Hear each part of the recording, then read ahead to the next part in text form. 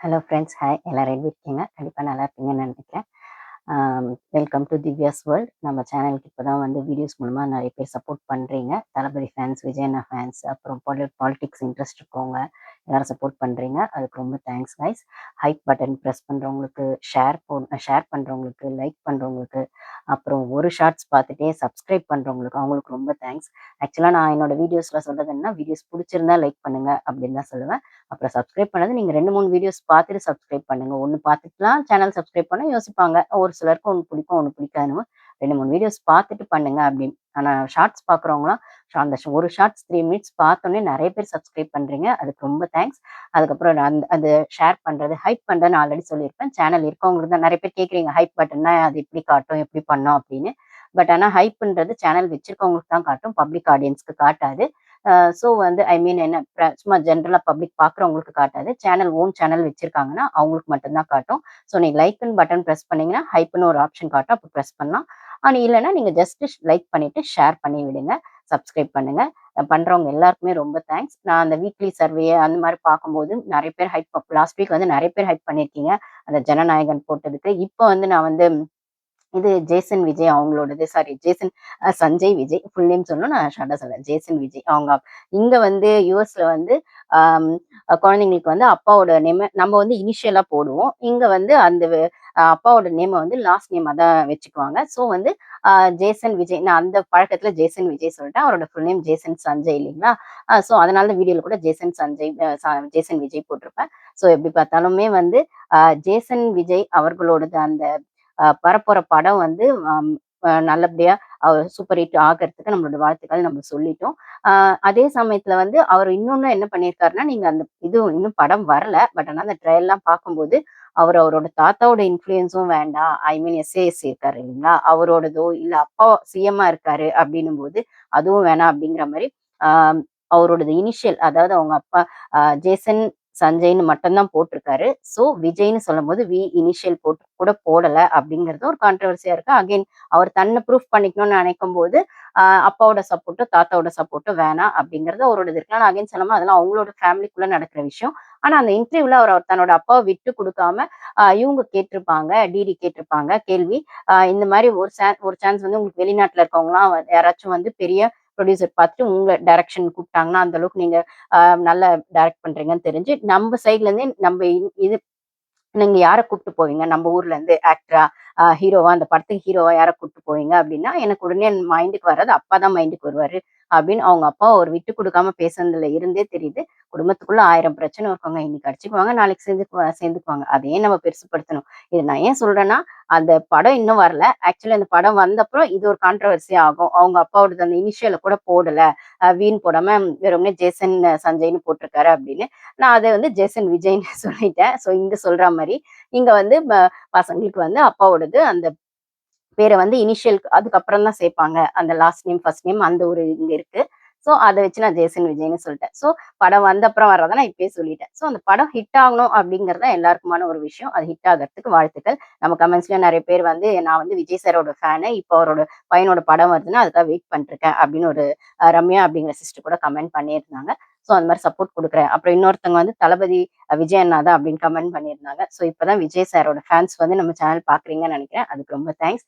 ஆ சரிப்பா, இப்ப அடுத்து என்ன வீடியோ பேசுறீங்க அப்படின்னு சொன்னா, இப்ப ட்ரெண்டிங்ல இருக்கிறது அப்படின்றத விடவும், ஆ தமிழ்நாட்டுக்கு ஒரு முக்கியமான பிரச்சனையா இருக்கிறது அப்படின்னு பார்த்தா, நம்மளோடது மேகதாது பிரச்சனை ஒரு பக்கம் போயிட்டு இருக்கு.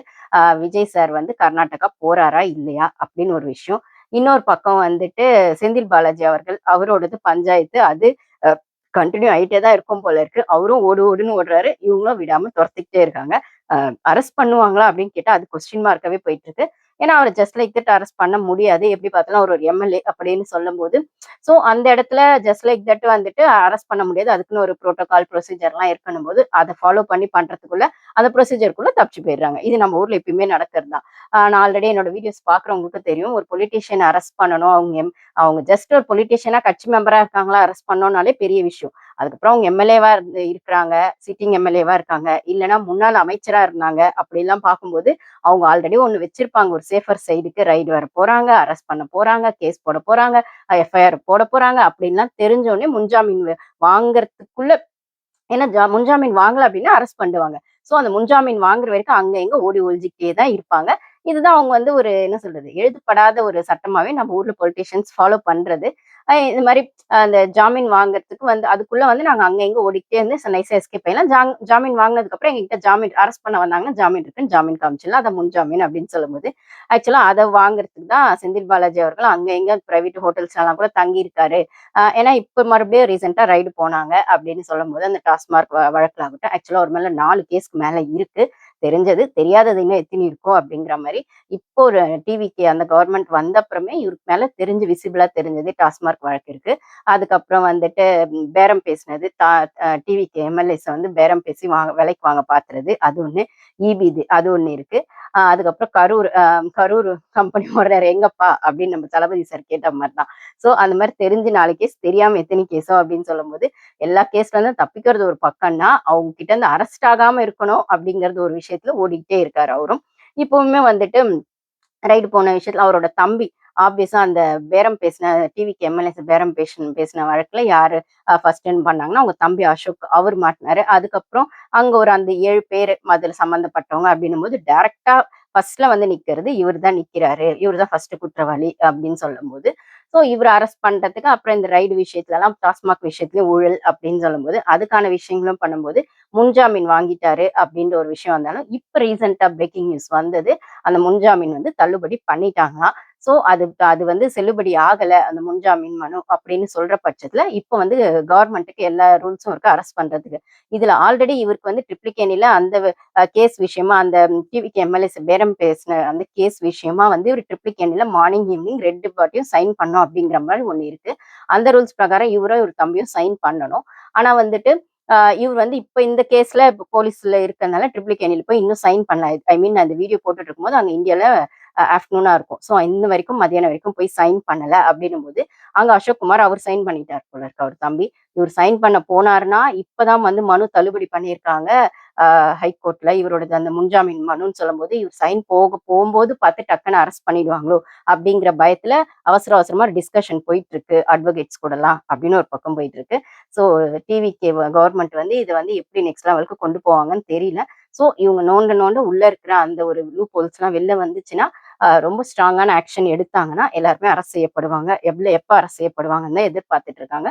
ஸோ தப்பு செஞ்சா தண்டனை கிடைச்சு தான் ஆகணும்னு ஒரு பக்கம் இருந்தாலும், அரசியல்வாதிகள பொறுத்தவரைக்கும் அது வந்து ஒரு நெளிவு சுளிவான ஒரு கிரே ஏரியா தான். தப்பு செஞ்சவங்க எல்லாருக்கும் பனிஷ்மென்ட் கிடைக்குதா அப்படின்னு கேட்டா, கோர்ட் கேஸ் வாய்தா, முன்ஜாமீன் அப்படின்னு சொல்லி எஸ்கேப் ஆயிட்டே இருப்பாங்க அப்படின்னா, இல்ல டிவிகே கவர்மெண்ட் இது கொஞ்சம் ஸ்ட்ராங்கா ஆக்ஷன் எடுப்போம் அப்படின்னு சொல்லியிருக்காரு நம்ம விஜய் சார். நம்ம அதுவே பார்த்திருப்போம். தொடமாட்டோம், தொட்டவங்களையும் விடமாட்டோம் அப்படிங்கிறது தான் அவரோட தான் அந்த விஷயமா இருக்கு.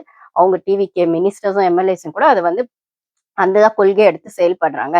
ஒரு ஃபர்ஸ்ட் 6 மந்த்ஸ் 1 இயர்க்குள்ள எந்த அளவுக்கு மேக்ஸிமம் அந்த கரப்ஷன் அப்படிங்கிற விஷயத்த அவாய்ட் பண்ணணும். இல்ல ஆல்ரெடி நடந்திருக்கிற விஷயத்த கண்டுபிடிச்சு, அதுக்கான நியாயமான வருமான விஷயங்கள்லாம் வந்து கவர்மெண்ட்டுக்கு வரணுமோ, அத எப்படி வர வைக்கணுமோ நாங்க வர வைப்போம். அப்படிங்கிறது தான் அவங்க ஒரு ஸ்ட்ரிக்ட்டான ஒரு விஷயமாவே எடுத்து செயல்படுறாங்க. இதுக்கு நடுவுல அங்கங்க மிஸ்டேக்ஸ் நடக்குது. தவறுகள் நடக்க தான் செய்யுது. டிவிக்கு எம்எல்ஏஸ் மேலயும், மினிஸ்டர்ஸ் மேலயும் அங்கங்க வரதான் செய்யுது. பட் ஆனா உடனே அது வந்து விஜய் சாரோட கவனத்துக்கு வந்தா ஆக்ஷன் எடுக்குறாங்க, டிஸ்மிஸ் பண்றாங்க, சஸ்பெண்ட் பண்றாங்க அப்படின்னும்போது, அதே நம்ம பார்த்துட்டு தான் இருக்கோம். அது ஆஃபீசர்ஸா இருந்தாலும், மினிஸ்டர்ஸா இருந்தாலும், எம்எல்ஏஸா இருந்தாலும் அவர் அத பண்றாரு அப்படிங்கிறது அவரோட கவனத்துக்கு போச்சுன்னா, கண்டிப்பா ஒரு ஆக்ஷன் எடுக்குறாரு அப்படின்னு சொல்லும்போது, அந்த ஹோப்ப அவர் ஜனங்களுக்கு குடுத்திருக்காரு. ஸோ அவரு நல்லவரா இருக்கிறாரு. அவருக்கு மக்கள் பணத்துக்கு ஆசைப்படல. பட் ஆனா அவர சுத்தி இருக்க எல்லா எம்எல்ஏஸும், மினிஸ்டர்ஸும் அப்படியே இருப்பாங்களா அப்படின்னு கேட்டா, அது நம்ம சொல்ல முடியாது. அங்கங்க புது கவர்மெண்ட் வேற அப்படின்னு சொல்லும்போது, பதவி வந்தவுடனே எல்லாருக்கும் ஆசை வரதானே செய்யும். ஆட்டிட்யூட் வரதானே செய்யும்னா, அதுல யாராச்சும் அங்க இங்க 1, 2 மிஸ்டேக்ஸ் பண்ணும்போது, அது இவரோட கவனத்துக்கு வரும்போது, ஆக்ஷன் கண்டிப்பா எடுக்குறாருன்ற ஹோப் ஜனங்களுக்கு இருக்கு. அது அவர் செய்யவும் செய்றாரு. 1 இது ஆச்சு. அப்புறம் இது என்னப்பா ஆச்சு? கொளத்தூர் கொத்து பரோட்டா கதை என்னப்பா ஆச்சு? ரீகவுண்டிங் என்னப்பா ஆச்சுன்னா, அவருக்கு எதுக்கு இந்த தேவையில்லாத வேலை வயசான காலத்துல அப்படின்னு தான் கேட்க வேண்டியதா இருக்கு. ஆ இப்போ ஸ்டூடண்ட்ஸ்லாம் வந்து காலேஜ் எக்ஸாம்ஸ்லாம் எழுதுனாங்க. இல்லன்னா +2 எக்ஸாம்ஸ்லயே கூட அந்த மார்க் கம்மியா வந்துச்சுன்னா ரீவேல்யூவேஷன் போடுவாங்க. ரீடோட்டலிங் போடுவாங்க. 2 கேட்டகரி போடுவாங்க. ரீடோட்டலிங்னா வெறும் மார்க் மட்டும் சரியா கவுண்ட் பண்ணாங்களா, பண்ணலையா எல்லா பேஜ்லயும் ரீடோட்டலிங் போடுவாங்க. ரீவேல்யூவேஷன்னா பேப்பரையே திருப்பி வந்து ரீவேல்யூவேட் பண்ற மாரி அதுக்கு ஒரு அப்ளிகேஷன் போடுவாங்க. அது பண்ணுவாங்க. இது என்னடா இது எலக்ஷனுக்கு இப்படி ஒரு விஷயத்த நீங்க வாங்கி வச்சிருக்கீங்களே அப்படின்னு சொல்லி கேட்டா, எலெக்ஷன் முடிஞ்சு 2 மாசம் ஆயிடுச்சு. ரிசல்ட் வந்து அவர் சிஎம்மாவும் ஆயிட்டாரு அப்படின்னும்போது, உங்க புலம்பல் நிறுத்தந்து இன்னும் நீங்க நிறுத்தவே இல்ல அப்படிங்கிறது பத்தாதுன்னு, இப்ப இந்த ரீகவுண்டிங் வேற கேட்டிருக்கீங்க. சரி ரீகவுண்டிங் கேட்டு என்ன சாதிச்சீங்க அப்படின்னு கேட்டா, எதுவுமே மாறல. அது அப்படியே தான் இருக்கு. அதுதான் கொத்து பரோட்டா போட்டாங்களே. அது கொத்தி கொத்தி போட்ட அப்புறம் முழுசு பரோட்டாவை பார்க்க முடியுமா என்ன? அப்படிங்கிற மாரி, எப்படி இருந்தாலும் நீங்க எம்எல்ஏ இல்ல. சரி ஓகேப்பா. ஏதோ இந்த ஒரு ஓட்டு டிஃபரன்ஸ்லலாம் ஜெயிச்சவங்க இருக்காங்க. இங்க பெரிய கருப்பன் அவர்கள்லாம் வந்து ஒரு ஓட்டு டிஃபரன்ஸ்ல அந்த மாரி விஷயங்கள் தோத்தாரு அப்படின்லாம் சொல்லும்போது, ஸோ அந்த அந்த அவரோடது அந்த தொகுதியில பெரிய கருப்பன் அவர் சம்மந்தப்பட்ட விஷயத்துல அந்த ஒரு ஓட்டு டிஃபரன்ஸ்ல தோத்தாங்க, ஜெயிச்சாங்கன்னு சொல்லும்போது, அப்படியே இந்த மாரி தோத்து இருந்தா கூட, சரிப்பா மறுபடியும் கவுண்டிங் பண்ணா மேபி ஏதோ by chance, by mistake, benefits of டவுட்ஸ்ல பண்ணலாம். இல்ல 50 ஓட்டு, 100 ஓட்டு, மேக்ஸிமம் 200 ஓட்டுனா கூட பரவால்ல. 8000 ஓட்டு. ஏதாவது லாஜிக் இருக்கா? அப்படின்ற மாரி தான் இருக்கு. 8000 ஓட்டு டிஃபரன்ஸ்ல தோத்துட்டு, அதுக்கப்புறம் தோத்தத ஏத்துக்கவும் முடியாம புலம்புற வரைக்கும் புலம்பிட்டு, இப்ப ரீகவுண்டிங் அப்படிங்கிற ஒரு விஷயத்த இவ்ளோ புத்திசாலித்தனமான ஐடியாவ கண்டிப்பா ஸ்டாலின் அவர்கள் யோசிச்சிருக்க மாட்டாங்க. கூட இருக்கிற அந்த கொத்தூஸ்ல தான் யாரையாச்சும் சொல்லியிருப்பாங்கன்னு நெனைக்கிறேன். அத நம்பி போய் இவரு இறங்கி, திருப்பி பல்ப் வாங்குனது தான் மிச்சம். எதுக்குப்பா இந்த வேல? அப்படிங்கிற மாரி தான் இருந்தது. ஏன் ரொம்ப புத்திசாலியான உதயநிதி ஸ்டாலினுக்கு கூடவா தோணவே இல்ல?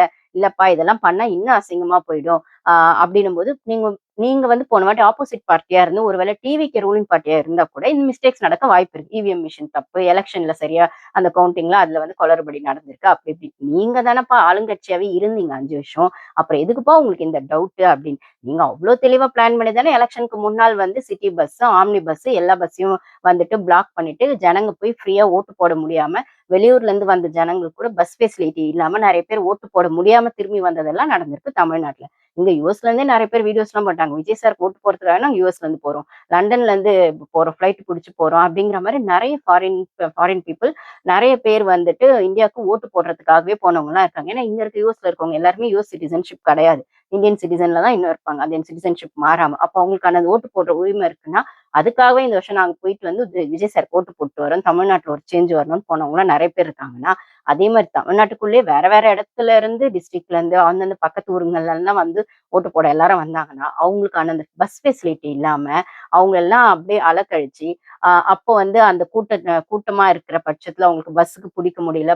அந்த கரெக்ட்டா அந்த எலக்ஷனுக்கு 2 நாள் முன்னாடி அந்த பஸ் பண்ணதெல்லாம் ஆளுங்கட்சியா இருந்ததுனால தானே பண்ணீங்க. அவ்ளோ தெளிவா அதெல்லாம் பிளான் பண்ண நீங்க, உங்க தொகுதியில அவ்ளோ ஈஸியா குளறுபடி நடக்க விட்டுருவீங்களா? அப்படின்னு ஒரு கொஸ்டின் வந்தா, அப்போ நீங்க அதையும் மீறி தோத்திருக்கீங்க அப்படின்னா, கொஞ்சமாவது யோசிச்சு பார்க்கணும்ல. அப்படி என்னதான் ஜனங்களுக்கு நம்ம மேல வெறுப்பு அப்படின்னா, அந்த வெறுப்ப வந்து திருப்பி திருப்பி நீங்களே கிளறி விடுற வகையில, திருப்பி திருப்பி அத நோண்டி நொங்கு எடுத்துட்டு இருக்கீங்க அப்படின்னு சொன்னா, பத்தாக்குறை இப்ப ரீகவுண்டிங்ன்னு ஒண்ணு வச்சு, அதுல வந்து இவரு வேற அனிதா ராதாகிருஷ்ணன் கேள்விலாம் வேற கேட்கிறாரு. அதெல்லாம் எல்லாம் பாத்தீங்களா சரியா இருக்குன்னு சொல்லிட்டு, ஒரு இதுல வந்து ஒரு புக் வச்சுட்டு அந்த பேப்பர் வச்சு படிக்கிறாரு. இவங்களுக்கு இவ்வளவு ஓட்டு போட்டிருக்கீங்க. டிவிகே கேண்டிடேட் யாருன்னே தெரியாதவங்களுக்கு 450 ஓட்டு போட்டிருக்கீங்க. அவர் அப்படி என்ன உங்களுக்கு செஞ்சாரு? அவங்கல இருந்து ரூ. 1 குடுத்தாரா? எவ்வளவு குடுத்தாரு? செஞ்சாரு? போட்டிருக்கீங்க அப்படின்னு கேள்வி கேட்கிறாரு அப்படின்னா, இதெல்லாம் நியாயமா? எந்த ஊர்லயாச்சும் நடக்குமா? ஏன் ஓட்டு போட்டீங்கன்னு ஒரு பக்கம் கேள்வி கேட்கிறீங்க டிவிகேக்கு. இன்னொரு பக்கம் ஸ்டாலின ஏன் ஜெயிக்க வைக்கலன்னு ஒரு பக்கம் கேள்வி கேட்கிறீங்க. முதல்ல உங்களுக்கு கேள்வி கேட்கிற ரைட்ஸே இல்லையே! அது ஜனங்களோட ரைட்ஸ் தானே. அவங்க யாருக்கு ஓட்டு போடணும், யாருக்கு ஓட்டு போட வேணான்றது அவங்களோட டிசிஷன். அந்த டிசிஷன அவங்க கிளியரா எடுத்து, அது வந்து ஆளுங்கட்சியாவும் மாறிட்டாங்க டிவிகே அப்படின்னு சொல்லும்போது, உங்க உங்க அலப்பறைக்கு அளவே இல்லையாப்பா! அப்படிங்கிற மாரி தான் இருக்கு. அப்போ வந்து நீங்க அதே மாரி சத்யராஜ் அவர்கள் பேசும்போதும் வந்து அப்படியே வந்து ஸ்டாலின் அவர்கள் தோத்திருக்க கூடாது. அப்படி அவர் தோத்தது அப்படின்னா, ஜேம்ஸ் வசந்தன் அவரும் புலம்புனாரு அப்படின்னா, ஏன் தோக்கக்கூடாது? அவரு மேல ஜனங்களுக்கு அவர் தொகுதியிலயும் ஒரு ஒரு வெறுப்பு இருந்திருக்கு. இல்ல வேற எதிர்பார்ப்பு ஜாஸ்தியா இருந்திருக்கு அப்படின்னும்போது, அதையும் உங்களால அக்செப்ட் பண்ண முடியல. குறைஞ்சபட்சம் இப்பயாவது அக்செப்ட் பண்ணிட்டு சும்மா இருங்கன்னு சொன்னா, நொய் நொயின்னு டிவிக்கேவே டார்ச்சர் பண்ணிட்டே இருக்கீங்க. ஒரு நாள் கூட அவங்கள உருப்படியா வேலை செய்ய விடுறதில்ல. நீங்க 6 மாசம் சும்மா இருப்பேன்னு தானே சொன்னீங்க. இல்ல குறைஞ்சபட்சம் 3 மாசமாவது சும்மா இருக்கணும்ல அப்படின்னு சொன்னா, அதையும் விட மாட்றீங்க. அப்படின்னு சொல்லும்போது, நீங்க திருப்பி திருப்பி மக்கள வந்து முட்டாள்ன்ற வகையிலயும், மக்கள தற்குறின்ற வகையிலயும், ஏன் வந்து டிவிக்கு ஓட்டு போட்டீங்கன்னு கேட்கிற வகையிலயும், ஆ நீங்க திருப்பி திருப்பி மக்களோட அதிருப்திக்கு ஆளாயிட்டுருக்கீங்க. இத நான் நெறைய வீடியோஸ்ல சொல்லிட்டேன் அப்படின்னு சொல்லும்போது, இப்ப இந்த தேவையில்லாத தலைவலியா ரீகவுண்டிங்ன்னு ஒண்ணு போய் திருப்பி அசிங்கப்பட்டீங்க 1. திருப்பி இந்த திருச்சி கிழக்குல வேற என்ன பண்ண போறீங்களோ, இப்போ இந்த புத்திசாலித்தனமான ஐடியாவே யார் குடுத்தாங்கன்னு தெரியல ஸ்டாலின் அவர்களுக்கு. உதயநிதி ஸ்டாலினாவது கொஞ்சம் புத்திசாலியா ஒரு டிகிரி முடிச்ச ஒரு டிகிரி ஹோல்டர் தானே! கொஞ்சம் சொல்லியிருக்கலாம். வேணாம்ப்பா, வேணாம்ப்பா. இதெல்லாம் இப்படி செஞ்சீங்கன்னா ஆல்ரெடி அசிங்கப்பட்டது போதும். இது வந்து அ திருப்பியுமே வந்து நம்ம அவமானப்படுறதுக்கு ஒரு இதுவாயிடும். தோத்தது தோத்தாச்சு. ஓகே நம்ம அடுத்து என்ன பண்ணலான்னு பார்க்கலாம் அப்படின்னு யோசிச்சிருக்கலாம். பார்த்தா நீங்களே அதுக்கு வாய்ப்பு குடுத்து, நீங்களே திருப்பி அவமானப்பட்டீங்க. சரி அடுத்து பை எலக்ஷன்லயே வந்து நீங்க நிக்காம இருக்கிற வரைக்கும் தான் உங்களுக்கு மரியாதை. ஒருவேளை நின்னு நீங்க ஜெயிச்சிட்டீங்க அப்படின்னு சொன்னா சட்டசபைக்கு வர்றதுல ஒண்ணும் பிரச்சனை இல்ல. ஆனா உங்க உட்கட்சி பூசலே நெறைய இருக்கே அப்படின்னு ஒரு பக்கம் கேள்வியா இருக்கு. அப்படி ஒரு வேளை நீங்க ஜெயிச்சீங்கன்னே வச்சுக்குவோம். ஜெயிச்சீங்கன்னா எதிர்க்கட்சி தலைவரா நீங்க இருப்பீங்களா? உங்க புள்ள இருப்பாரா? அப்படின்னு சொல்ற இடத்துல திருப்பி உங்க உங்க கட்சிக்குள்ளேயே உட்கட்சி பூசல் வரும். கிட்டத்தட்ட ஏடிஎம்கே மாரி நீங்களே முட்டி மோதிக்குவீங்க அப்படின்னு ஒரு விஷயம் இருக்குன்னா, முதல்ல அத டிசைட் பண்ணிட்டு வாங்க. ஏன்னா இப்ப ரீசென்ட்டா கூட 2 நாள் முன்னாடி எம்எல்ஏ மீட்டிங் நடந்துச்சு போல. டிஎம்கே எம்எல்ஏஸ் மீட்டிங்லாம் அறிவாலயத்துல இங்க நடந்துச்சு போல இருக்கு. அப்ப அதுல இவரு இல்லவே இல்லையாமே. இவரு யாரு? ஸ்டாலின் அவர்கள் இல்லவே இல்லையாமே. உதயநிதி சார்புலயும், ஏவா வேலு சார்புலயும் தான் நடந்துச்சு அப்படின்னு சொல்றாங்க. அ எம்எல்ஏவா வந்து ஸ்டாலின் அவர்கள் இல்லாம இருக்கலாம். பட் ஆனா அவரு அந்த கட்சி தலைவர் தானே. எதிர்க்கட்சி தலைவர்ன்னு சட்டசபையில தானே உதயநிதி அவர்கள். பொதுவா வந்துட்டு எதிர்க்கட்சி தலைவர்ன்னு சொல்லும்போது ஸ்டாலின் அவர்கள்ன்னும்போது, இப்போ அவர் வின் பண்ணலன்றதுனால உதயநிதி ஸ்டாலின். ஒருவேளை ஸ்டாலின் வின் பண்ணியிருந்தா அவரு தானே இருந்திருப்பாருன்னா, நீங்க உங்களோட குரூப் மீட்டிங்க்குள்ளயே உங்களோட எம்எல்ஏ மீட்டிங்க்கு, உங்களோட கட்சி மீட்டிங்க்கே அவர கூப்பிடல அப்படின்னும்போது, உள்ள என்னதான்ப்பா நடக்குது? ஏடிஎம்கே மாரி உங்களுக்கும் உள்ளுக்கு நெறைய நடக்குது போலயே! ஆனா வெளில தான் வரமாட்டது போலயே! அப்படிங்கிற மாரி இருக்கும்போது, கொஞ்சம் உஷாரா உங்க கட்சிக்குள்ளேயே கொஞ்சம் உஷாரா இருங்க சார். ஸ்டாலின் சார் அப்படின்னு தான் சொல்ல வேண்டியதா இருக்கு. அதுக்கப்புறம் கனிமொழி அவர்கள். அவங்களையும் வந்து இங்க வந்து அ மீட்டிங் இதுல கட்சிக்குள்ள சேர்க்கிற மாரிலாம் ஒரு ஐடியா இருக்கு. அவங்க வந்து பொதுச் செயலாளரா போட போறதா இருக்கு. ஏன்னா சீனியர் அவங்க அப்படின்ற மாரி வரும்போது, அப்போ உதயநிதி அதுக்கு சும்மா விட்டுருவாரா? உதயநிதியோட அத்தை தானே அவங்க கனிமொழி அப்படிங்கும்போது, ஆனா அவங்க தானே சீனியர் பாலிடிக்ஸ்ல அப்படின்னு சொல்லும்போது, அப்போ உதயநிதிக்கு போட்டியா கனிமொழி வருவாங்களா? அப்படின்னும்போது, உங்க ஃபேமிலிக்குள்ளேயே இவ்ளோ பாலிடிக்ஸ் இருக்குன்னா, நீங்க இவ்ளோ நாள் ஃபேமிலி பாலிடிக்ஸ் பண்ணீங்க. ஆனா உங்க ஃபேமிலிக்குள்ளேயே இப்போ பாலிடிக்ஸா ஒண்ணு இருக்குன்னா, முதல்ல அத சரி செய்யுங்க. ஒரு வேளை நீங்க பை எலக்ஷன்ல நின்னாலுமே எதிர்க்கட்சி தலைவரா நீங்க இருப்பீங்களா? உங்க புள்ள இருப்பாரா? அப்படிங்கிறதுக்கு ஒரு டெசிஷனுக்கு வாங்க. எப்படி பார்த்தாலுமே உதயநிதி அவர்கள் தான் ஸ்டாண்ட் எடுக்கிறது தெளிவா இருக்கார் போல. ஏன்னா, நெக்ஸ்ட் ஜெனரேஷன் வந்து அவங்க இளைஞருக்கான விஷயம் அப்படின்னு சொல்லும்போது, இப்ப எதிர்க்கட்சி தலைவரா உதயநிதி அவர்கள் இருக்கிறது தான் சரின்னா, அவர் பின்னாடி மத்தவங்கலாம் இருக்காங்க அப்படின்னு சொன்னா, இதுக்கு மேல வந்து ஸ்டாலின் அவர்கள் சைலன்ட்டா இருக்கிறது தான் நல்லது. அவருக்கும் அட்லீஸ்ட் அவர் இதுவரைக்கும் காப்பாத்தி வச்சிருக்க இமேஜ்க்கும் அப்படின்னு தான் நம்மளால சொல்ல முடியும். இதுக்கப்புறமும் திருப்பி போய் டிவிகேவ இது பண்றேன், அது பண்றேன்னு சொல்லி உங்க இமேஜ கெடுத்துக்காதீங்க சார் அப்படின்னு தான் சொல்ல வேண்டியதா இருக்கு. ஓகே. இது ஒண்ணு ஆச்சு. இன்னொன்னு நம்ம மேகதாது விஷயத்துக்கு வருவோம்.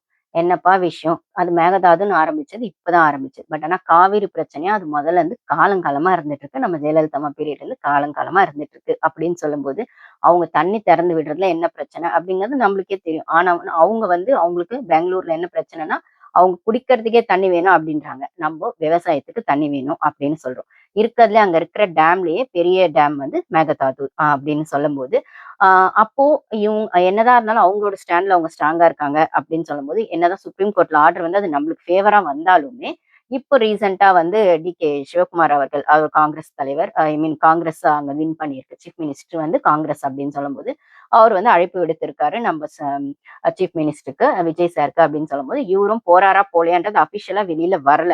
அவங்க அந்த டிவிகே கவர்ன்மெண்ட் அத டிரான்ஸ்பரன்ட்டா சொல்லல. இது இன்னமும் டிவிகே கவர்ன்மென்ட்க்கு கொஞ்சம் நான் ஒரு மைனஸா தான் பார்க்குறேன். அவங்க ஒரு ஒரு விஷயத்த ஒண்ணு அப்படியே லீக் பண்ற மாரி விடுறாங்க. ஸ்ட்ராங்கா ஒரு விஷயத்த அஃபிஷியலா சொல்ல மாட்றாங்க. ஒரு வேள பிரஸ் மீட் குடுத்தா பிரஸ் வந்து அத போட்டுருவாங்க அப்படின்னும்போது, பிரஸ் மீட்டும் அவங்க குடுக்கறதில்ல. சோ அவங்க ஆளுங்களே ஒரு சிலர் வந்து ஆமான்றாங்க ஒரு சில விஷயத்துக்கு, ஒரு சிலர் வந்து நோ சொல்றாங்க. ஒரு சிலர் எங்களுக்கு தெரியவே தெரியாது அப்படிங்கிறாங்க. இன்னும் வந்து அத பத்தி தலைவர் சொல்லல, எங்களுக்கு தெரியாது அப்படின்னு சொல்றாங்க. அப்படின்னு சொல்லும்போது, இந்த விஷயத்துல அ அவரு சிவகுமார் அவர்கள் கூப்பிட்டதாவும், விஜய் சார் அவர்கள் போறதாவும் ஒரு விஷயம் வந்துட்டு இருந்துச்சு வெளியில.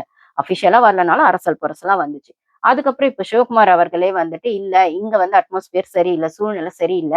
நீங்க வர வேண்டாம்." அப்படின்னு இப்போ திருப்பி அவரே சிவகுமார் அவர்களே வர வேணாம்னு சொல்லிட்டாரு. ஏன்னா, அங்கேயுமே ஜனநாயகன் படம் ரிலீஸ் ஆனதுல கொஞ்சம் பிரச்சனை. ஸோ, இப்ப அங்க காங்கிரஸ் ஆட்சியில இருக்கிறதுனால, அங்க ஆப்போசிட் பார்ட்டியா பிஜேபி இருக்கிறதுனால, இப்போ வந்து அங்க இருக்கிற மக்கள அவங்க தூண்டி விடுறாங்க. பிஜேபி வந்து இப்ப வந்து இவ்வளோ நாள் வந்து தண்ணி விடாம நம்ம புடிச்சு வச்சிருந்தோம். இப்ப காங்கிரஸ் வந்தோனே, காங்கிரஸ் கூட கூட்டணி டிவிகே இருக்கறதுனால, இப்ப அந்த சைடுக்கு தமிழ்நாட்டுக்கு தண்ணி விட போறாங்களா? அப்படின்ற மாரி அந்த சைட்லயும் வந்து புரொட்டஸ்ட் நடக்குது. பெங்களூர்லயும். தஞ்சாவூர்ல இந்த சைடுமே புரொட்டஸ்ட் நடக்குது. நம்மளுக்கு தண்ணி வேணும். அப்படிங்கிற மாரி 2 ஸ்டேட்லயுமே கொஞ்சம் பிரச்சனைகள் போயிட்டு இருக்குன்னும் போது, அங்க ஜனநாயகன் படத்துக்குமே பிரச்சனையா இருக்கு. இந்த தண்ணி விஷயத்த வச்சு. அப்படின்ன மாரி அங்க ஒரு பாலிடிக்ஸ் நடக்குது. பிஜேபி இதுக்குள்ள சேர்ந்து டபுள் கேம் ஆடுறாங்க அப்படின்னு ஒரு விஷயம் வருது. அப்படின்னு சொல்லும்போது, இப்போ இங்க இருக்கிற சீஃப் மினிஸ்டர் அங்க போணுமா வேணாமா அப்படின்னும் போது, இங்க இருக்கிற எதிர்க்கட்சி எதிர்க்கட்சியா இருக்கக்கூடியவங்களோ, அப்புறம் கம்யூனிஸ்ட் பார்ட்டிகளுமே, அப்புறம் அன்புமணி அவர்கள் பாமக சேர்ந்தவர், பாட்டாளி மக்கள் கட்சி. அவரு வந்து ஸ்பெசிஃபிக்கா வேண்டான்னு சொன்னது. கூட்டணிக்குள்ளேயே இருக்கிற கூட்டணின்னு இல்ல, ஐ மீன் சப்போர்ட் பண்ற கம்யூனிஸ்ட் கட்சிகள் எல்லாருமே வந்து போறது சரியில்ல. ஏன் நீங்க போறீங்க? நம்ம கையில சுப்ரீம் கோர்ட் ஆர்டரே இருக்கு. ஏன் போணும்? அப்படின்ற மாரியெல்லாம் இருக்கு. போக வேண்டாம் அப்படின்னு. ஒரு வகையில அது கேன்சல் ஆயிடுச்சுன்னு வச்சுக்கோங்க. ஏன்னா அவரே சொல்லிட்டாரு. அங்க கர்நாடகா சீஃப் மினிஸ்டரே வந்துட்டு, "இல்ல இப்ப வர வேண்டாம்" அப்படின்னு சொல்லிட்டாரு. ஒரு வேளை சொல்லலன்னா இவர் போயிருப்பாரா என்னமோ தெரியல. என்ன கேட்டா பேசி பார்க்கறதுல என்ன தப்பு? ஒரு இவ்ளோ நாள் ஏன்னா ஒரே ஒரு வாட்டி அங்க நடந்துச்சு. பேச்சுவார்த்தை நடந்துச்சு. ஜெயலலிதா அம்மா பீரியட்ல ஒரு வாட்டி நடந்துச்சு. ஒரு 1 ஹவருக்கு மேல நடந்திருக்கும் போல. ஆனா அப்பயுமே பெருசா ஒரு முன்னேற்றமும் ஏற்படலன்னும்போது, அது கோர்ட் கேஸ் போய் இப்ப நம்மளுக்கு ஃபேவரா வந்தப்புறம், இருந்தாலுமே அது கோர்ட் சொன்னாங்கன்றதுக்காக சேர்ந்தோடும். ஒரு ஃப்ரெண்ட்லி டாக்கா போனா, அதுக்கப்புறம் நம்ம பக்கத்து ஸ்டேட்டுன்னு சொல்லும்போது, அந்த ஒரு ரிலேஷன்ஷிப்போ ஃப்ரெண்ட்லியா மூவ் பண்ணலாம் அப்படிங்கிற மாரி இவரு நெனச்சிருக்கலாம். ஸோ பேசுறதுனால ஒண்ணும் தப்பு கிடையாது. பட் ஆனா, ஆ என்ன சொல்றது? அது போலாமா வேணாமான்ற டெசிஷனுக்குள்ளயே இப்ப போறதுக்கான அவசியம் இல்லாத மாதிரி அவங்களே வேணான்னு சொல்லிட்டாங்க. இது ஒரு பக்கம். இது எப்படி போக போகுது அப்படின்னு நம்ம வெயிட் பண்ணி தான் பார்க்கணும். ஸோ இதுக்குள்ள பிஜேபி டபுள் கேம் ஆடுறாங்க அப்படிங்கிறதும் இந்த பக்கம் தெரியுது. ஏன்னா அங்க காங்கிரஸ் வந்து ஆப்போசிட் இது ஆளுங்கட்சியா இருக்கிறதுனால பிஜேபி ஆப்போசிட் பார்ட்டி.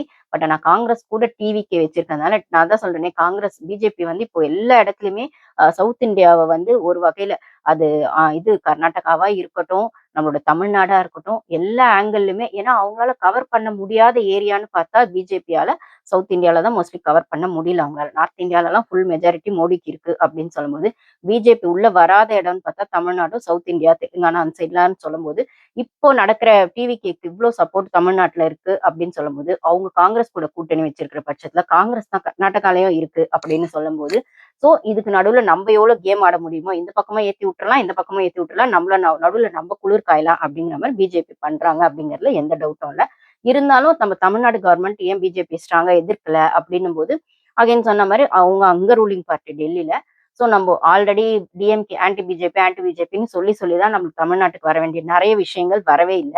சோ நம்ம எங்க பேசணுமோ அங்க பேச வேண்டியது தான். ஒரு சில இடங்கள்ல கொஞ்சம் நெளிவு சுளிவா போணும்னா, அதையும் பண்ணி தான் ஆகணும் அப்படின்னும்போது, டிவிகே இந்த இடத்துல அவங்களுக்கான ஸ்டாண்ட என்ன பண்றாங்க அப்படிங்கிறத சைலன்ட்டா பண்ட்ருக்காங்க. நம்ம கொஞ்சம் வெயிட் பண்ணி தான் பார்க்கணும். ஆனா இப்போதைக்கு எப்படி இருந்தாலும் சீஃப் மினிஸ்டர் வந்து அங்க போகல. அதாவது விஜய் சார் வந்து அங்க போகல. சூழ்நிலை காரணமான்றது நம்மளுக்கு தெரிய வருது. நெக்ஸ்ட் லெவலுக்கு இது எப்படி போகுது அப்படின்னு பார்க்கணும். 1.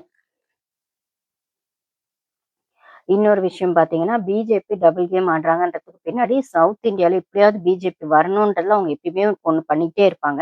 ஆனா, இப்ப வர முடியலன்ற கடுப்பும் காண்டம் இன்னுமே ஜாஸ்தியா இருக்கு அப்படின்னு ப்ரூஃப் பண்ற வகையில, எப்பயுமே இந்த தமிழ் தாய் வாழ்த்து, வந்தே மாதரம், தேசிய கீதம்க்கு நடுவுல எப்பயுமே ஒரு குட்டைய குழப்பிக்கிட்டே இருப்பாங்க சென்ட்ரல் கவர்மெண்ட் அப்படின்னு சொல்லும்போது, இப்ப ரீசென்ட்டா மனோன்மணியம் சுந்தரனார் யூனிவர்சிட்டில கிராஜுவேஷன் விழா நடந்திருக்கு. ஸோ பட்டமளிப்பு விழா நடந்திருக்கு. அங்கேயுமே தமிழ் தாய் வாழ்த்து 3வதா தான் பாடப்பட்டது அப்படின்னு ஒரு விஷயம் நடந்திருக்கு.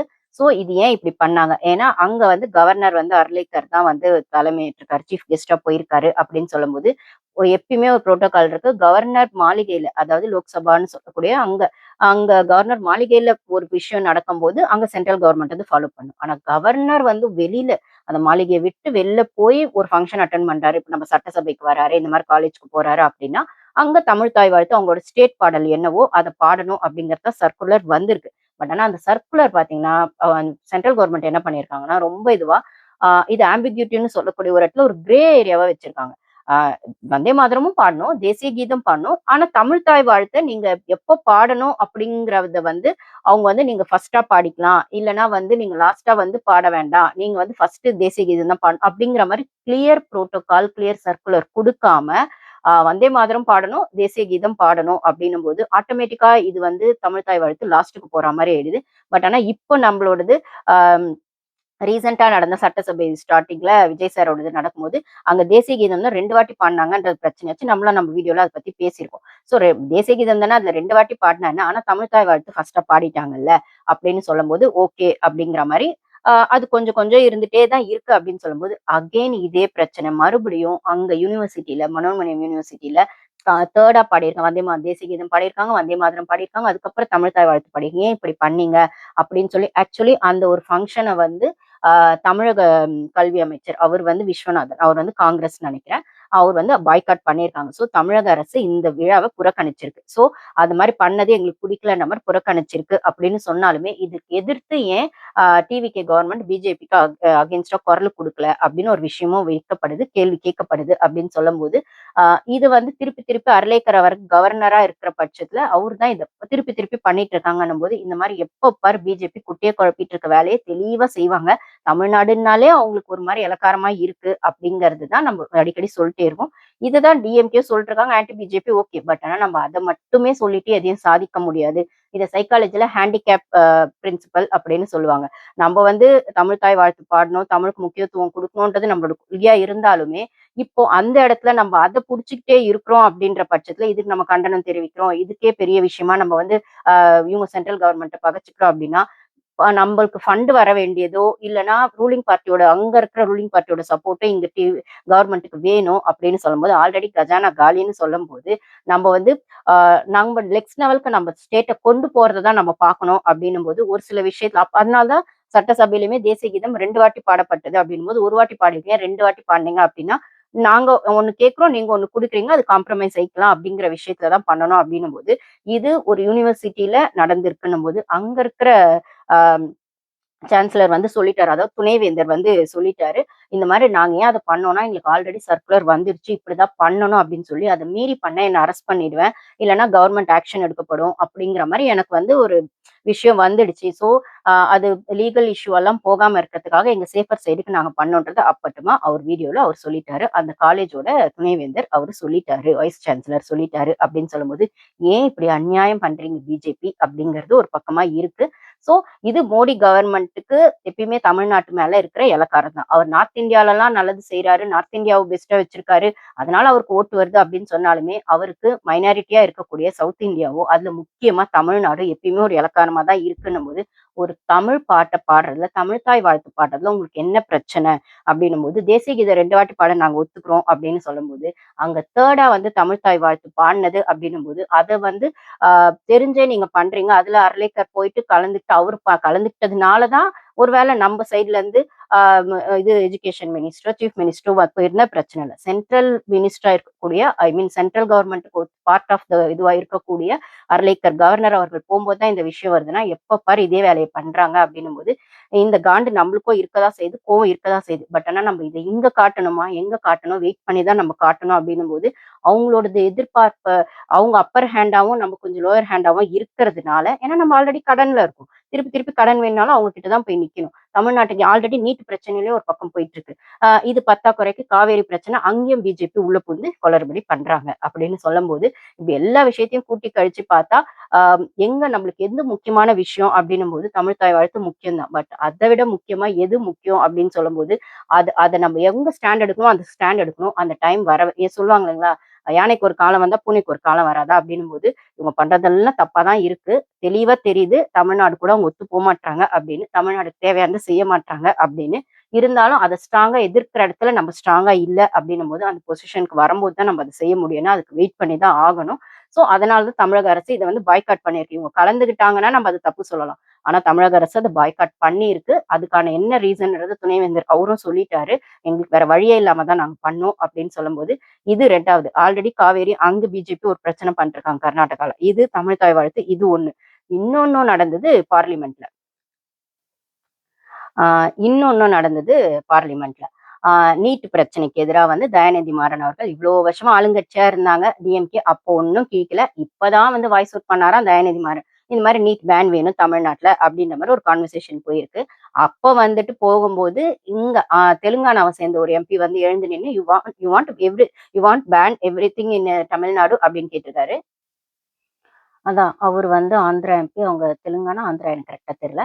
ஸோ கமெண்ட்ஸ்ல ஷேர் பண்ணுங்க. ஸோ ஆப்வியஸா வந்து ஆந்திரா, தெலுங்கானா அது பிரிஞ்சிருக்கு. ஸோ எப்படி பார்த்தாலுமே அடுத்து இன்னொரு ஸ்டேட்டோட எம்பி வந்து நம்மள வந்து கிண்டலா வந்து பேசுது. You want to ban everything in Tamil Nadu அப்படின்னு கேட்டது வந்து இவங்க பேன் நீட்ன்னு பேசுனதும் தயாநிதி மாறன் அவர உடனே want to ban everything in Tamil Nadu அப்படின்னு கேட்டுட்டு உடனே நீங்க அப்படி பண்றதுனால தான் வந்து we are getting every projects keep going அப்படிங்கிற மாதிரி சொல்றாரு. ஸோ தமிழ்நாடுக்கு வர வேண்டிய ப்ராஜெக்ட்ஸ் எல்லாம் வந்து ஆந்திராக்கு வர்றதுக்கான காரணம் நீங்க எல்லாத்தையும் இந்த மாதிரி பேன் சொல்றதுனால தான். ஓகே நீங்க அதே பண்ணிட்டு இருங்க எங்களுக்கு ப்ராஜெக்ட் வரட்டும் அப்படிங்கிற மாதிரி நக்கலா கிண்டலா சொன்னது வந்து இவ்ளோ பெரிய அவமானமா இருந்தது அப்படிங்கிற மாரி தான் இருந்தது. அத கேட்டு அங்க இருக்கவங்க எல்லாரும் சிரிக்கிறாங்க அப்படின்னு சொன்னா, இது ஒரு வகையில ரூலிங் பார்ட்டியா இருக்கக்கூடிய எப்படி பார்த்தாலும் நம்ம உண்மைய ஒத்துக்கிட்டு தான் ஆகணும். ரூலிங் பார்ட்டி அங்க பிஜேபி தான் இருக்கு. காங்கிரஸ் வரவே இல்ல. அந்த காங்கிரஸ் வந்துட்டா எங்களுக்கான சீக்ரெட் தெரியும் நீட்ட பேன் பண்றதுக்கு அப்படின்னு சொல்லி தான் இவங்க திமுக உள்ள வந்தாங்க அப்படின்னு சொல்லும்போது, அப்படி திமுக உள்ள வரும்போதே அவ்ளோ பெரிய கட்சியான அவங்க எம்பி அங்க எவ்ளோ பேர் இருக்காங்க. திமுக எம்பி 7, 8 பேர் இருக்காங்க. ஸோ அவங்களாலயே ஒண்ணும் பண்ண முடியல. இத்தனை வருஷமா வந்து பிஜேபி எதிர்த்து 12 வருஷமா அங்க பிஜேபி இருக்கு அப்படின்னு சொல்லி ஆன்டி பிஜேபின்னு சொன்னாலுமே அவ்ளோ பார்லிமெண்ட்ல ஒரு எம்பிஸ் வச்சுமே ஒண்ணும் பண்ண முடியல அப்படின்னு சொல்லும்போது, இந்த இடத்துல நம்ம நெளிவு சுளிவா நம்மளுக்கான வேலைகள ஃபர்ஸ்ட் பார்க்கணும். இதுல வீரியம் முக்கியமா, விஷயம் முக்கியமா அப்படின்னு சொல்ற இடத்துல நம்மளுக்கான விஷயத்த தான் நம்ம ஃபர்ஸ்ட் மூவ் பண்றதுக்கான விஷயம் பார்க்கணும் அப்படிங்கும்போது, வெறும் வாயில மட்டும் வாய் சவடல் விட்டுருந்தா பத்தாது. இததான் ஹேண்டிகேப் பிரின்சிபல் அப்படின்னு சொல்லுவாங்க சைக்காலஜில. அந்த பிரின்சிபலால ஒண்ணு நம்மளுக்கு யூஸ்ஃபுல் இருக்கணும். நம்மள சுத்தி இருக்கவங்களுக்கு யூஸ்ஃபுல்லா இருக்கணும். அது முதல்ல நம்மளுக்கும் யூஸ்ஃபுல்லா இல்ல, சுத்தி இருக்கவங்களுக்கும் யூஸ்ஃபுல்லா இல்ல. இன்ஃபாக்ட் அத விட இம்பாக்ட் ஜாஸ்தியா இருக்கு அப்படின்னு சொன்னா, அதுக்கான ஒரு ஸ்மார்ட்டான விஷயங்கள தான் நம்ம பண்ணணும் அப்படின்னு சொல்லும்போது, இந்த இடத்துல ஆன்டி பிஜேபின்னு சொல்லி டிஎம்கே ஒண்ணுமே சாதிக்கவே இல்ல அப்படின்னு சொல்லும்போது, இப்பயுமே அவங்க டிஎம்கே சைட்ல இருந்து பேசும்போது, ஆந்திரா சைட்ல இருக்கவங்க கிண்டல் பண்றாங்க, சுத்தி இருக்கவங்க சிரிக்கிறாங்க அப்படின்னு சொல்லும்போது, இந்த இடத்துல இந்த இடத்துல நம்ப வாய் சவடால் விடுறது மட்டும் முக்கியம் இல்ல டிஎம்கே மாரி. கொஞ்சம் நெளிவு சுளிவா பிஜேபி கூட அ எங்க வந்து அவங்கள பண்றதெல்லாம் பண்ணட்டும் அப்படிங்கிற மாரி அவங்க செய்யறதெல்லாம் தப்பு தான். இல்ல தமிழ்நாட்டுக்கு எதுவும் செய்ய மாட்றாங்க. காண்டாவுது. நம்ம தமிழ் பாட்டவையும் பாட விட மாட்றாங்க. இப்ப பார்லிமெண்ட்லயும் வந்து எல்லாரும் நக்கல் அடிச்சு சிரிக்கிற லெவலுக்கு ஒரு ஒரு சூழ்நிலை வந்துருச்சு. நீட்டா பேன் பண்ண மாட்றாங்க. அப்புறம் காவேரி விஷயத்திலயும், அது மேகதாது விஷயத்திலயும் அவங்க உள்ள ஒரு பாலிடிக்ஸ் பண்ணிட்டுருக்காங்க. அப்படின்லாம் பண்ணும்போது இதெல்லாம் புடிக்கல தான். அதனால தான் தமிழ்நாட்டு ஜனங்க பிஜேபிய உள்ள வரவே விடுறதில்ல அப்படின்றதும் தெரியுது. இப்ப இந்த வாட்டியும் அவங்க வந்து அசெம்பிளில ஒரு சீட்டு தான் வின் பண்ணாங்க அப்படின்னு சொல்லும்போது, அந்த காண்டு அவங்களுக்கும் இருக்கணும். இப்ப தமிழ்நாட்டுல நம்மள உள்ளயே விடமாட்றாங்களே, அந்த காண்டு இருக்கு. இன்னமும் அதையும் அவங்க இன்டைரக்டாவோ, டைரக்டாவோ காட்டிட்டே இருக்காங்க. இந்த கவர்னர் மூலியமாவோ, இந்த நீட் மூலியமாவோ ஏதோ ஒரு விஷயத்துல காட்டிக்கிட்டே தான் இருக்காங்கன்னு சொல்லும்போது, ஸோ இப்ப நம்பளுக்கு நம்ம தமிழ்நாட்டோட வளர்ச்சி முக்கியம் அப்படின்னு சொல்லும்போது, அந்த வளர்ச்சி மூலியமா தான் நம்ம ஒரு ஸ்ட்ராங்கான ஸ்டாண்டுக்கு எடுக்க முடியும் அப்படின்னு சொன்னா, கொஞ்சம் நெளிவு சுளிவா போறது தான் முக்கியம் அப்படின்னும்போது, ஆ கொஞ்ச நாள் பொறுத்து இருந்து தான் நம்போ இந்த ஒரு விளையாட்ட கொஞ்சம் ஸ்ட்ராங்கா விளையாடணும் அப்படிங்கிற இடத்துல மேபி விஜய் சார் சைலன்ட்டா இருக்காரா என்னன்னு தெரியல. ஸோ பார்ப்போம். வெயிட் பண்ணி பார்ப்போம் எப்படி போகுது அப்படின்னு. ஆனா பிஜேபி தமிழ்நாட்டுக்குள்ள வராது அப்படிங்கிறது எல்லாருமே ஸ்ட்ராங்கா இருக்கும். ஆனா அத நம்ம சொல்லிக்கிட்டே இருக்கணுமா? அத சொல்லி சொல்லி இப்போ அவங்க கிண்டல் பண்ண மாரி தான் ஆந்திரால. You want to ban everything in Tamil Nadu அப்படின்னு சொல்லும்போது ப்ராஜெக்ட்ஸ் எல்லாம் அந்த சைடு போயிடுது. அந்த கவர்மெண்ட் நம்மளுக்கு ஃபேவர் பண்ண மாட்றாங்க. சென்ட்ரல் கவர்மெண்ட்ல இருந்து வர வேண்டிய விஷயங்கள் நம்மளுக்கு வர மாட்டேங்குது அப்படின்னு சொல்லும்போது, அந்த சைட்ல கிழின்னு அவங்க நிர்மலா சீதாராமன் அவங்க கிழிப்பாங்க. அவங்க முன்னாடி கனிமொழியால ஒண்ணுமே கிழிக்க முடியல அப்படின்லாம் சொல்லும்போது, இவங்களலாம் நம்ப வந்து நம்ப தமிழ்நாடு வளர்ச்சிக்கு எப்படி யூஸ் பண்றது அப்படின்னு தான் பார்க்கணுமே தவிர, அவங்கள பகச்சுக்கிட்டே இருக்கிறதுனால நமக்கு எந்த லாபமும் கிடையாது. நம்பளுக்கான பிரச்சனைய நம்ப சால்வ் பண்ற இடத்துக்கு வர்ற வரைக்கும், இல்ல எப்படி சால்வ் பண்றது நம்மளுக்கு சொல்யூஷன் கிடைக்கிற வரைக்கும் கொஞ்சம் நெளிவு சுளிவா தான் போணும். பேசிக்கா நம்ம அப்பர் ஹேண்ட் ஆகுற வரைக்கும் நம்ம கொஞ்சம் நெளிவு சுளிவா தான் போணும் அப்படின்னு சொல்லும்போது, இப்போ ஆப்வியஸா அப்பர் ஹேண்ட் சென்ட்ரல் கவர்ன்மெண்ட் தான் சொல்லும்போது, அதுக்கேத்த மாரி தான் அதுவும் வந்திருக்கிறது புது ஆட்சி, புது கவர்ன்மெண்ட் புது விஷயம்ன்னும்போது டிவிகே சார்பா அங்க யாருமே எம்பி இல்லவே இல்ல. இப்ப கூட டிஎம்கே தான் பேசுறாங்க அப்படின்னு சொல்லும்போது, டிவிகே சார்பா இன்னும் யாரும் அலாட் பண்ண முடியல, அலாட் பண்ணல அப்படின்னு சொல்லும்போது, கமல்ஹாசன் அவர்களோ, கனிமொழி அவர்களோ, தயாநிதி மாறன் அவர்களோ நெறைய பேர் அங்க எம்பியா இருந்தாலுமே போன 5 வருஷம் என்னப்பா கீழ்ச்சீங்க? மேகதாது பிரச்சனை இன்னைக்கு நேத்து வந்த பிரச்சனையா? பேன் நீட் பிரச்சனை இன்னைக்கு நேத்து வந்த பிரச்சனையா? 15 வருஷம், 10 வருஷமா காலங்காலமா இருக்கிற பிரச்சனைய திடீர்னு வந்து 2 மாசத்துல வந்து டிவிகே கவர்மெண்ட் சரி செய்யணும்னு சொன்னா எப்படி? அப்படிங்கிற ஒரு லாஜிக் கொஸ்டின் நம்ம கேட்டாலும் ரூலிங் பார்ட்டியா இருக்கிறது டிவிக்கே தான் அப்படின்னா, அதுக்கான அக்கவுண்டபிலிட்டியும் பொறுப்பையும் அவங்க ஏத்துக்கணும். ரெஸ்பான்சிபிலிட்டியும் ஏத்துக்கணும்னு சொல்லும்போது, ஆ நெளிவு சுளிவா தான் அவங்க இத ஹேண்டில் பண்ணணும்னு நெனைக்கிறேன். வெயிட் பண்ணி பார்க்கலாம். நெக்ஸ்ட் வீடியோல பார்க்குறேன் காய்ஸ். முடிஞ்சா லைக் பண்ணுங்க, சப்ஸ்கிரைப் பண்ணுங்க, ஷேர் பண்ணுங்க, ஹைப் பண்ணுங்க. ஓகேங்களா? Thank you.